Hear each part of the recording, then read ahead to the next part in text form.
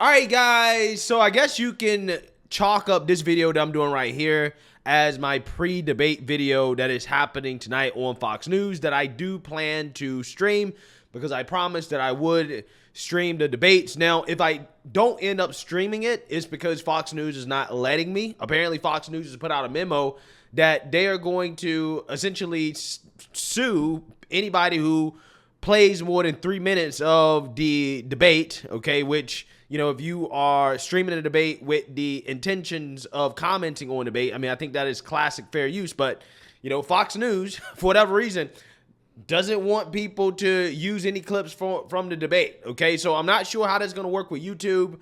My plan is to stream the debate. However, if I don't, it's because of copyright stuff, okay? So, yeah, with that being said, again, this is my pre-debate kind of video, and it mainly has to do with Ron DeSantis and Vivek Ramaswamy, because those are the two people of interest going into this debate, as Trump allegedly is not going to be there, okay? So it's going to be DeSantis at number 1 and Vivek Ramaswamy at number 2 on stage to make their case to the American people. And this is fascinating. It's a fascinating turn of events because in regards to betting odds to be the Republican candidate, the Republican nominee, Vivek Ramaswamy has actually overtaken Ron DeSantis, okay? And Ron DeSantis' campaign is an absolute disaster, okay? It's failing, and his poll numbers are getting worse and worse and worse and worse and worse, okay? And I want to talk about that. But before I get into it, I actually want to play a clip here because it is a funny clip and is also related to the argument that I'm going to make in this response video to Ben Shapiro, who is super salty about Ron DeSantis struggling. I want to play this clip of Vivek Ramaswamy going on MSNBC, okay, talking to Symone Sanders, okay, she's super woke, and essentially comparing Symone Sanders to Xi Jinping, okay, or comparing MSNBC to the CCP. Take a look. You know, you talk about your campaign. I think I've just heard a preview of your debate strategy. You talk about your campaign travel. You've spent about 19 days campaigning in Iowa, 15 days campaigning in New Hampshire, only 3 days in South Carolina, but you've appeared on more than 70 podcasts. Is this your strategy to reach voters? I'd say our strategy in this campaign is talk to everyone. I'm not running to lead a political party. I am running to lead a nation. Well, and sir, so I've gone to places where people don't go. You are running to lead a political party. You're running to be the Republican nominee for president. I'm running to lead the United States of America, actually. I'm running, but this is really important, Symone, is the way that I'm running this primary is a little bit different than the other candidates because I'm already planning for our ultimate destination, leading a national revival. I was going to mention, I've been to the south side of Chicago. I've gone to Kensington in the middle of Philadelphia.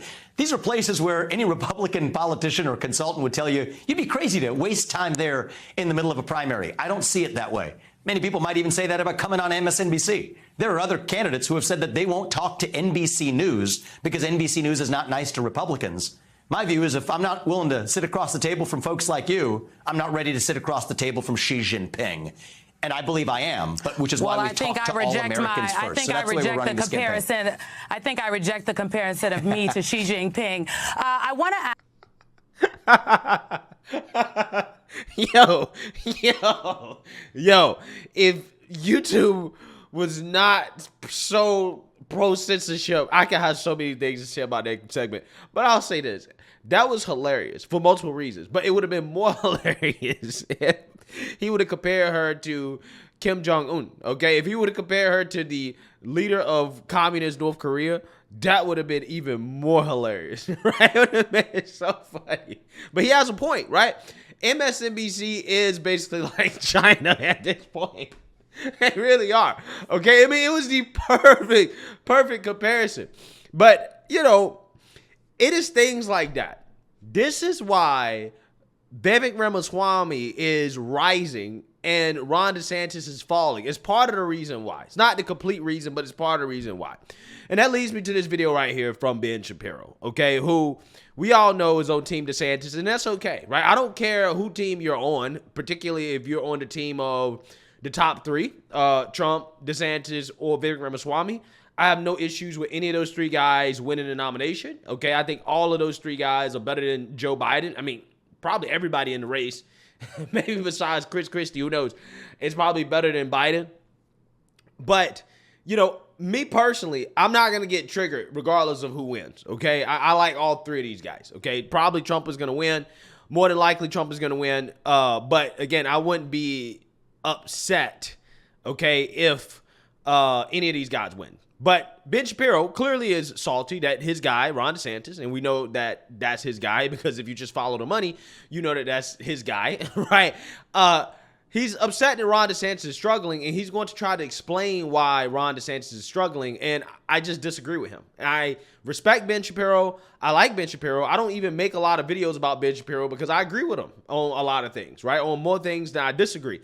So on this issue, I just think that Ben Shapiro is just wrong in his analysis of why Ron DeSantis is struggling, and I want to talk about it because it is relevant to the debate tonight, which is going to be between Vivek Ramaswamy and Ron DeSantis. That's who it's really about tonight. So without further ado, let's go ahead and get into it. All right, folks. So Ron DeSantis' campaign has failed to catch fire. It's not collapsed completely. He's still in second place, but he isn't really gaining on President Trump. There have been several systemic struggles for the DeSantis campaign. I think they made several core assumptions when they jumped into the race, and none of those have come true. So core assumption number one, governance matters. Nope. Not one iota. Not in the Republican primaries, it don't. And the simple fact of the matter is that Ron DeSantis passing a bill to stop critical race theory in the state of Florida has been treated by Republican primary voters the same as Vivek Ramaswamy saying things about critical race theory. Saying things and doing things in a Republican primary, there is no actual distinction. Yeah, so I disagree with him on this, right? And the reason why I disagree with him on it is because the reason why Trump is the leader, okay, the front man right now, is because of his policy, is because of what he accomplished as president of the United States, and the fact that people really desperately want to go back to the state that the country was before Biden, right? Under Trump. That's what people want. Policy does matter. But in this case of Ron DeSantis versus Vivek Ramaswamy, I think that Ron DeSantis is hurting himself despite having a significant advantage over Vivek Ramaswamy when it comes to being a governor, when it comes to being in office, when it comes to a track record of enacting policies that, generally speaking, conservatives agree with. The reason why he is struggling is simply because he decided to come out and start attacking Trump when he should be presenting himself as the man that is the successor to Trump, that he is the guy to lead the America First movement into the future, which is what Vivek Ramaswamy has done. He successfully have made that appeal to voters, and that is why his poll numbers are going up. Ron DeSantis has not spent enough time really discussing what he's done for Florida, and he's actually attacked Trump too much, okay? And I think that that's part of the reason why he's struggling to say that, well, what he did in Florida doesn't matter. That's not true. It does matter. That's why he's as popular as he is. It's just the fact that he's negating his own advantage. He's negating his own, goodwill with Trump voters because they're a majority of the party, because he's attacking the man who started the movement that everybody is on board with, right? And that's the issue. And it's hard for a lot of people who are in politics to understand, but it is the reality. Because I get it. Politicians make promises all the time. And so you tend to believe those promises in a primary if you have no reason not to believe the promises in a primary, which is why Donald Trump could make promises in 2016 on all sides of a particular issue. And people are like, okay, well, I either trust the guy or I don't trust the guy. DeSantis is like, you should trust me because I did these things in Florida. And the Republican voters are like, well, I mean, but I could trust Vivek. Maybe he'll do those things when he's sure. I mean, I have no reason to believe he won't do those things. So doing things and saying things in a Republican primary turned out to be almost the exact same thing. So DeSantis has focused a lot on governance in Florida, but the governance that he's focused on in the campaign has been all the same stuff that Vivek just says. And so he hasn't actually won any advantage over somebody like Vivek by passing a law banning critical race theory in the classroom over Vivek saying he would do that if you were president of the United States. Well, see, again, he would have that advantage, right? He would have maintained that advantage. And actually, he still does have that advantage technically, because DeSantis is still leading Vivek in the polls for the most part. Vivek is not a solid number 2. He's like a close 3 to DeSantis's 2. The reason why he's holding the edge right now is because of policy. It's because he's governor, right? That's why he has the edge. The problem is that he's losing support because it's become clear that he's trying to make Trump the enemy, okay, instead of focusing on the real enemy, which is Democrats and Biden, and also talking more about his vision and where he wants to take the country, right? Again, I like DeSantis. I have no issues if he wins. I'm just keeping it 100 in regards to why he's losing, right? I'm just keeping it 100. His campaign strategy is terrible because he has people like Ben Shapiro type people, I'm not saying Ben Shapiro was actually doing this, who are in his ear telling him all the wrong things, like attacking Trump is actually going to help him. It does not help him because Vivek Ramaswamy understands, and people who actually really pay attention, who are more grounded in reality of how people feel on the ground, is that there's nothing you can say about the man that hasn't already been said. So you don't gain anything by coming out here and attacking him and trying to, quote unquote, differentiate yourself from him through attacks, because ultimately what people want is Trump's policy. They want Trump's vision. Ron DeSantis hasn't focused enough on how he's going to carry that forward and how he's going to take it to the next level. He should focus on that and stop attacking Trump if he really wants to stay competitive in the primary. Right. So that distinction, which I think DeSantis thought was going to be very telling for him, hasn't had any impact on the race. Second, as I mentioned, the electability argument for DeSantis was rooted in the idea that Trump would probably pull low and DeSantis would pull better against Biden. And that hasn't happened. Yeah, it hasn't happened. And that is the reason why I don't believe these arguments. I don't hear these arguments that, well, people should vote for DeSantis over Trump because DeSantis has a better chance of beating Biden than Trump. And I'm like, where's your evidence? Right? Where's your evidence? Because I hear this all the time. Again, I don't have any issues with people who support DeSantis. I like DeSantis, okay? But this idea that people shouldn't vote for Trump, even though they like him better than DeSantis, simply because they don't believe that Trump can beat Biden, is not grounded in any type of real facts or evidence or data, because DeSantis is not polling better against Biden than Trump is. The reality is that if you actually listen to these two candidates talk about policy, Trump is more moderate than DeSantis is. And I'm not saying that in a bad way. I'm actually saying it in a way in which you got to be more moderate in order to win the general election. Trump is probably, from a policy perspective and from a rhetoric perspective as well too, he's probably more moderate than DeSantis on a lot of issues. Okay? I guarantee you that Trump is more moderate than DeSantis on issues like trade, probably on Ukraine, probably on a host of other issues that the Trump base, the Trump voter actually really does care about. It's actually really a big deal.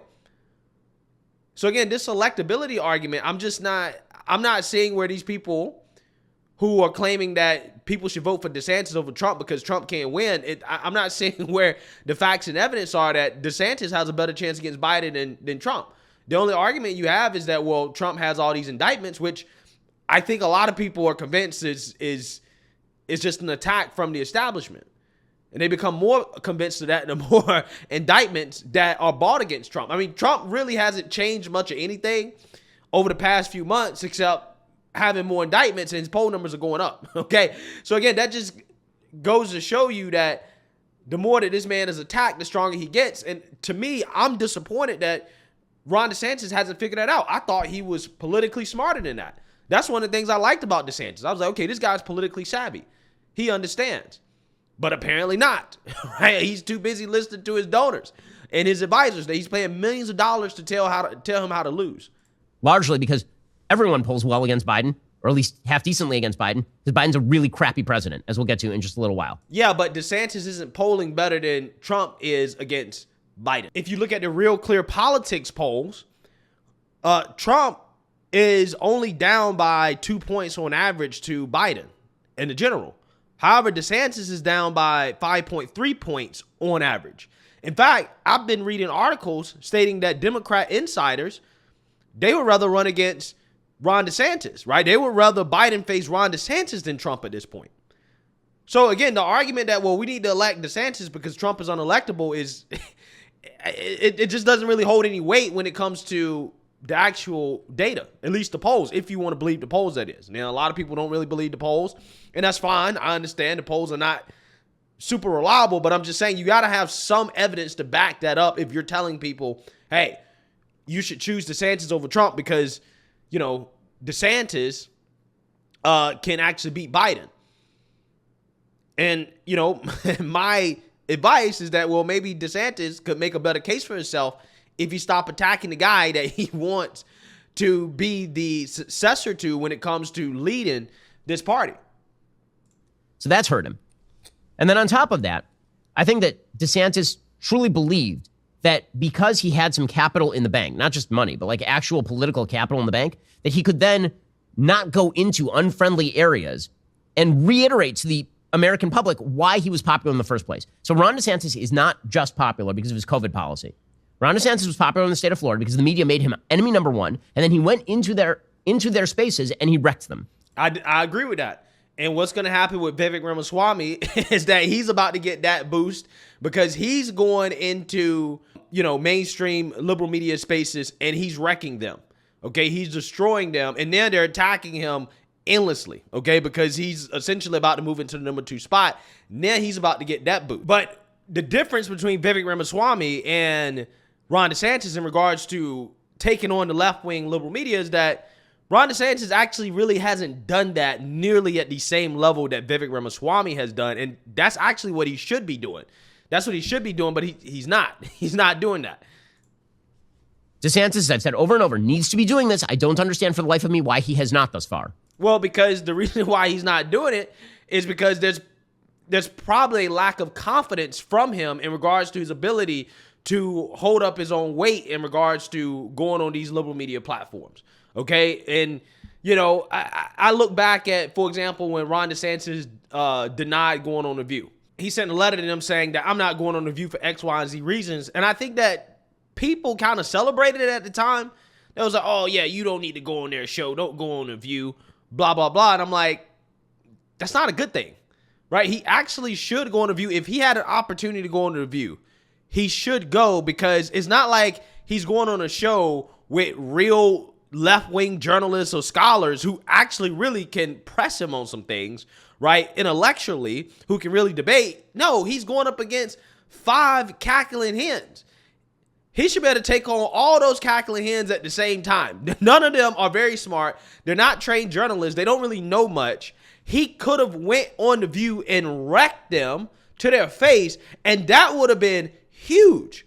That would have been huge for his popularity, his internet street credibility, right? Which is something that I'm coining that phrase because that's the same thing that we saw that Andrew Yang did. Andrew Yang received a huge boost from going on the internet, going on a bunch of podcasts, going into unfriendly territory, and, holding his own.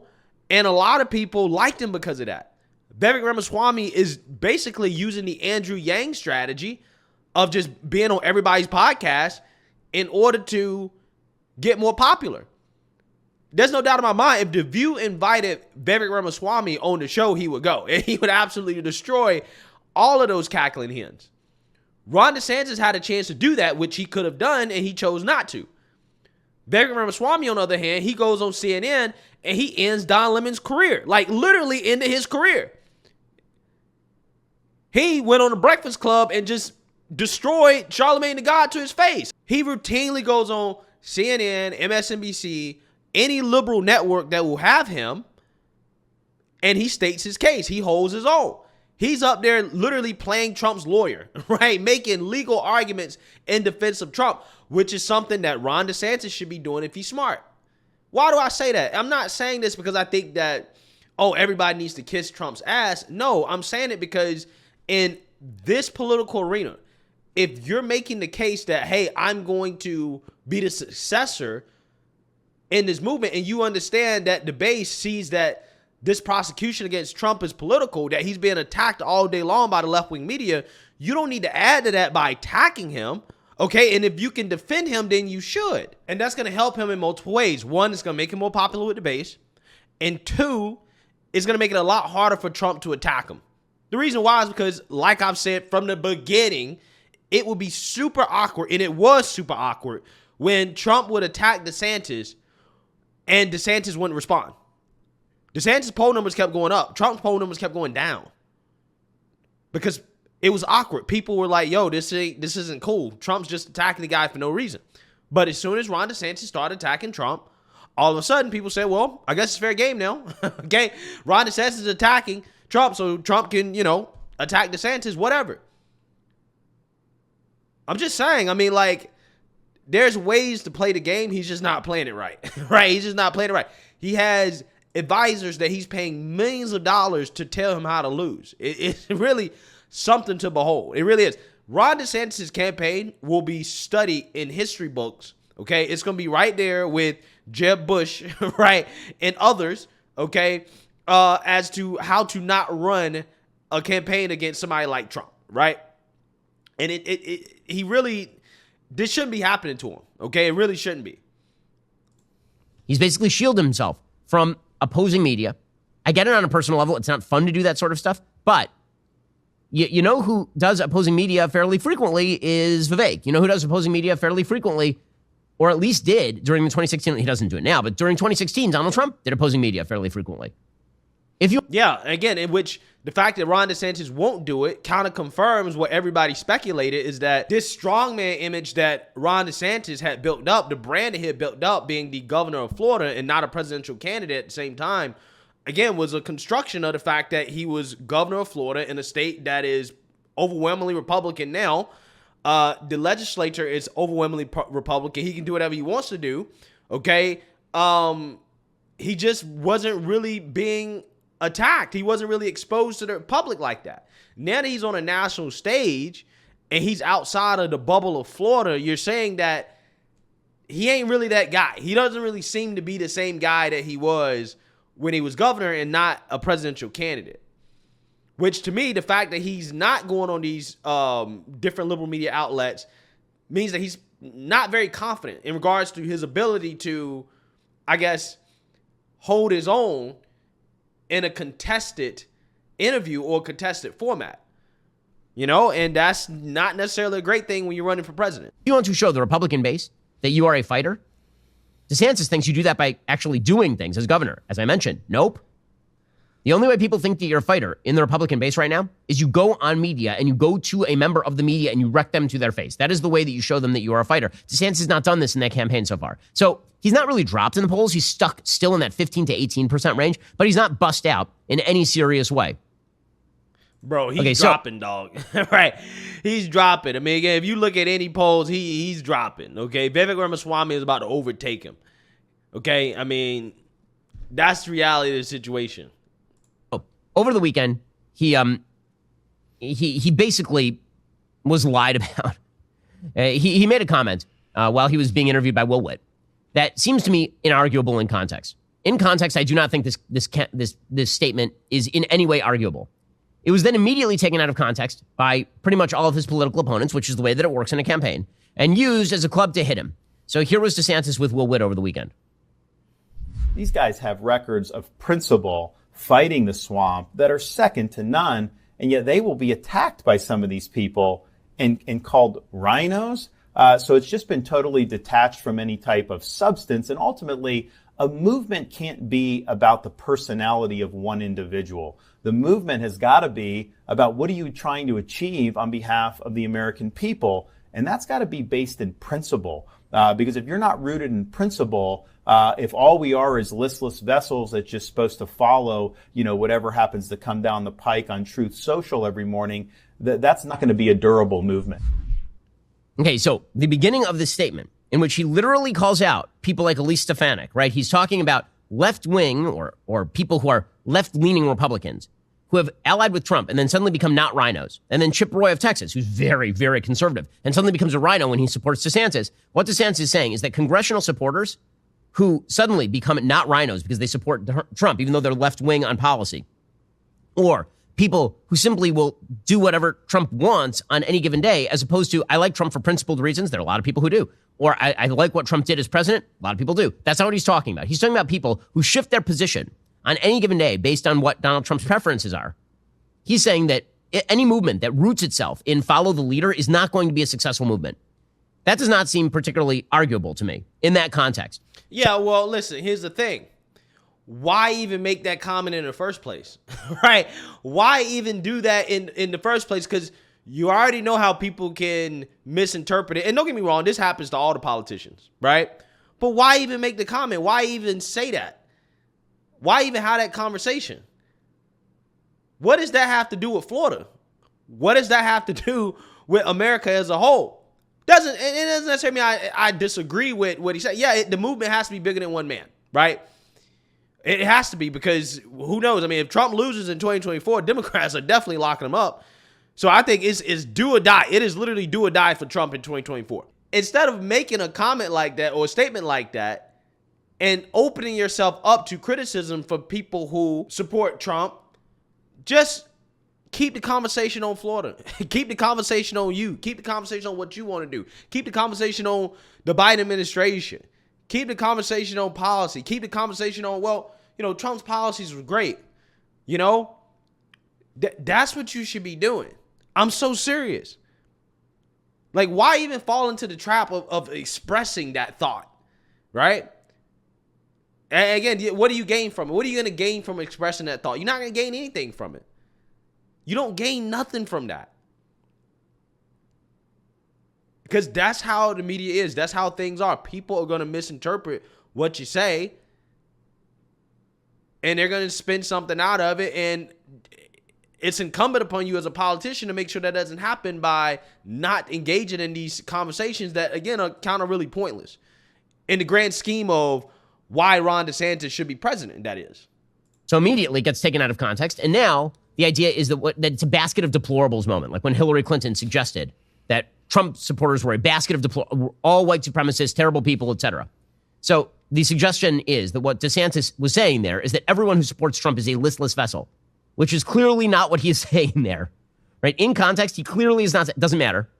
You've got the Trump campaign, which, and there's great irony to the fact that Donald Trump can attack anybody from any angle at any time using any tool at his disposal, and everybody just kind of shrugs. DeSantis says something that really is not an insult, and Trump's campaign immediately takes offense. So MAGA put out MAGA Inc. put out a statement saying, instead of issuing an immediate apology, Team DeSantis has spent the last 24 hours doubling down on his insult to Trump supporters. Ron DeSantis should stop hiding behind spokespeople and address this himself. Every hour that passes further underscores the contempt DeSantis has for the voters who made him governor. Perhaps he's waiting for another memo from Never Back Down to tell him what to do. So, again, the idea is that he's insulting you. If you support Trump, he's insulting you. That's not what he's saying. That's clearly not what he said. We played the clip. Vivek Ramaswamy, in very cynical fashion, did the same thing. He tweeted out, the real danger to our movement is the rise of listless vessel robot politicians who blindly follow the commands of their super PACs, which is, I got to say, Vivek, that's pretty disgusting. Okay, Ron DeSantis has been the best governor in the country over the last 4 years. Yeah, but when it comes to his campaign, though, right, it seems like something has changed. Somebody telling him to do something different than what he was doing in Florida, because his campaign ain't that great, okay? So I don't know, man. Maybe Vivek Ramaswamy has a point, because, again, it seems to me that DeSantis is listening to the wrong guys with the way he's running his campaign, and in which you could probably acknowledge and admit that that's the case as well, too. So maybe the listless vessel comment actually does apply to DeSantis here, because that seems to be the way that he's running his campaign, okay? Suggesting that Ron DeSantis is a listless vessel following a super PAC is patently absurd. It's patently absurd. Is it, though? The idea that candidates will say anything or do anything or switch any position to get ahead with no consequence. I mean, that sounds more like a listless vessel kind of talk. But it's a campaign. Campaigns are ugly. Yeah. So I wanted to react to that because I disagree with Ben Shapiro. I like Ben Shapiro. I just think that he's just not. I don't think he really understands exactly why Ron DeSantis is losing. It seems to me he's more salty about the circumstances, when a lot of what is happening to Ron DeSantis is self-inflicted. I don't think he should have ran, period. Okay, I don't think that there was any chance of him actually beating Trump. And if he actually did beat Trump, I'm not sure if he's guaranteed to beat Biden like everybody else was telling us. So I don't see the upside. I think he should have took the Gavin Newsom route and just waited. And I think he would have been much better off. But instead, he decided to run, and it's just not a good campaign. He clearly is not in touch with the base, right? He's clearly not in touch with the base in regards to how to navigate the political climate of having to run against Trump in the primaries, right? I mean, he just doing all the wrong things. So I don't know, man. It'll be an interesting debate tonight. We will see what happens. Let me know what you guys think. Make sure you like, comment, and subscribe. Most importantly, share a Black conservative perspective. Peace.